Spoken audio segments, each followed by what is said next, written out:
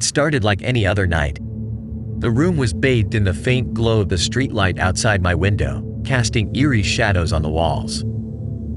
I drifted into a restless slumber, unaware of the sinister presence that awaited me. But as the night wore on, I found myself ensnared in a nightmarish realm. I was aware of my surroundings but unable to move, trapped in a state of paralysis. Panic welled up within me as I struggled to break free from the invisible restraints that held my body hostage. And then, I felt it. A weight, a pressure on my chest, as though an unseen force had pinned me to the bed. I strained my eyes to see, and what I beheld sent shivers coursing down my spine. She was there, the old hag, her form grotesque and hunched.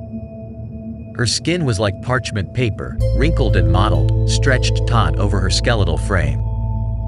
Long, gnarled fingers clutched at my throat, her nails like talons ready to strike. Her hollow eyes glared into mine, devoid of warmth or humanity, and a wicked grin twisted her wretched face. I tried to scream, to call out for help, but my voice was trapped within my paralyzed body. I was at her mercy, a helpless victim of her malevolence. The room seemed to close in around us, the shadows deepening as if they were drawn to her presence. The air grew thick with dread, and a nauseating stench, like decay and despair, filled my nostrils. With each passing second, her grip tightened, crushing the air from my lungs. I could feel the life being squeezed out of me, a slow and tortuous suffocation.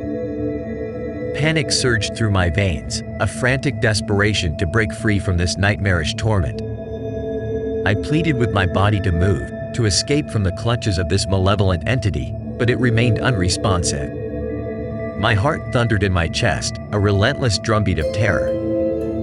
The old hag leaned in closer, her breath foul and icy against my face. She whispered words in a language I couldn't understand, words that seared into my mind like branding irons. Her voice was a haunting melody, a dirge that echoed through the corridors of my soul. As the minutes stretched into an eternity, a flicker of something other than fear began to burn within me, anger.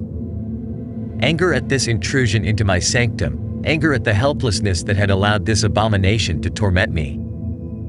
With every ounce of my willpower, I fought against the paralysis that held me captive. My limbs trembled with the effort, and I could feel a gradual loosening of her grip.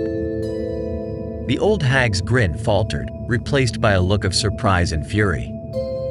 She hissed, her voice now a banshee's wail, a cacophony of rage. Her fingers clawed at my chest, leaving deep gouges in their wake. And then, with one final surge of strength, I broke free. I gasped for air, my body drenched in cold sweat, as the room returned to its normal, mundane state. The old hag had vanished, leaving nothing but a lingering sense of dread. I was alone, trembling and shaken, but alive. In the aftermath of that nightmarish encounter, I became a prisoner of my own fear. Every night, I dreaded the moment when sleep would claim me, and the old hag would return. But I refused to be her victim. I researched ways to ward off this malevolent presence, delving into the realms of folklore and superstition. And slowly, night by night, I reclaimed my sleep, banishing the old hag back to the shadows from whence she came. But the memory of her malevolence lingered, a reminder that in the darkest corners of the night, unspeakable horrors may await.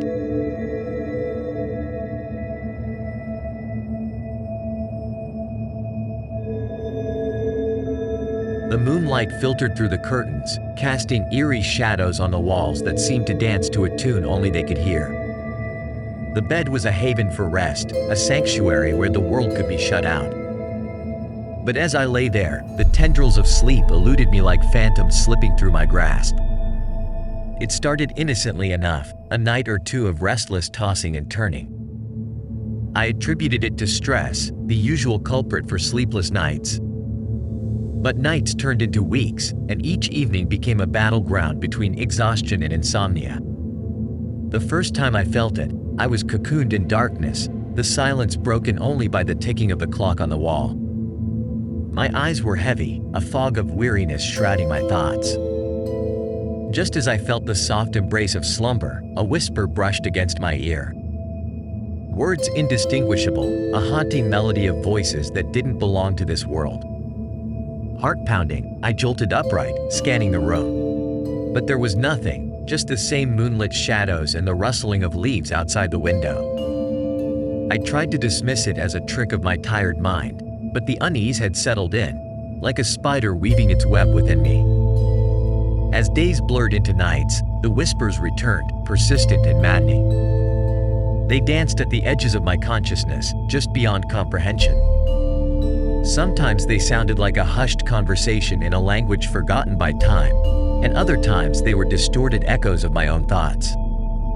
The lines between reality and delusion began to blur, and I felt like a puppet caught in a macabre play. I turned to every remedy I could find.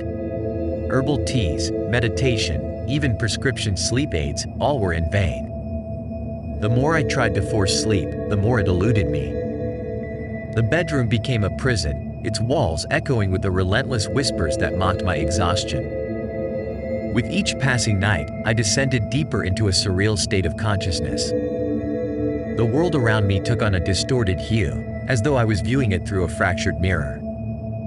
Shadows seemed to move independently, merging and separating in an unsettling dance.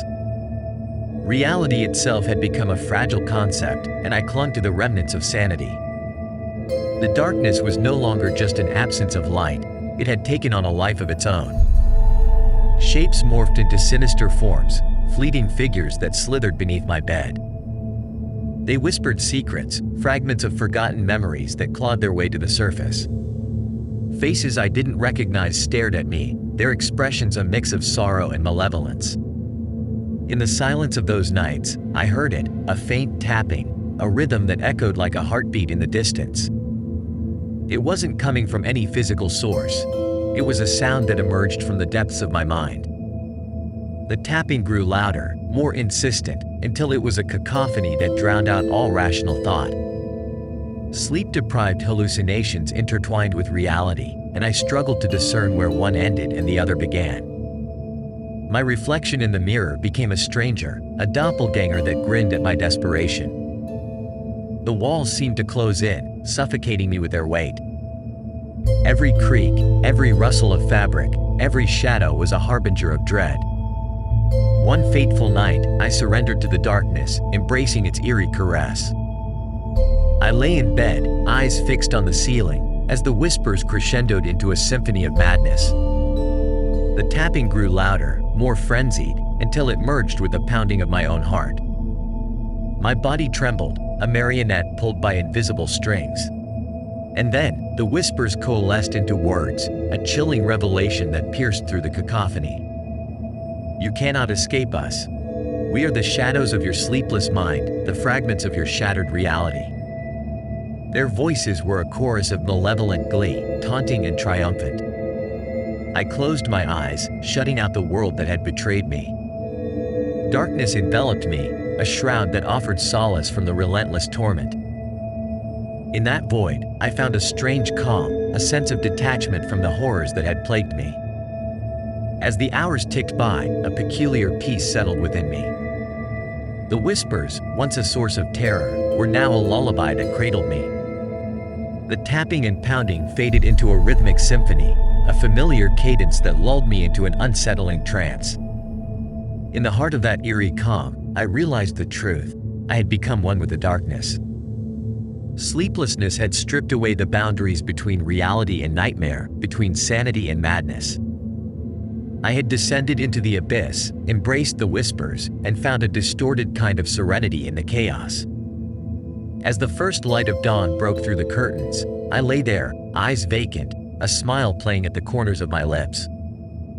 The sleepless nights had changed me, transformed me into a denizen of the twilight realm. The world had shifted, and I had become a part of the unsettling tapestry that had once haunted my every waking moment.